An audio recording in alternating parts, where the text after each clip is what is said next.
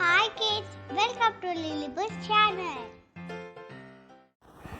Hey guys, so this is the fishing toy which we bought recently from the local toy store, around 300 rupees.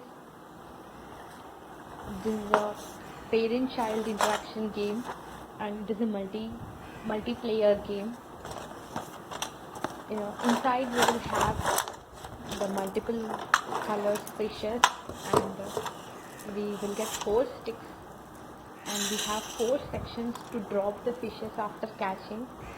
So multiple players can play and the fishes starts opening their mouth when the device starts rotating. So when the fish starts opening, then we should catch it. This is the on and off button where the game starts.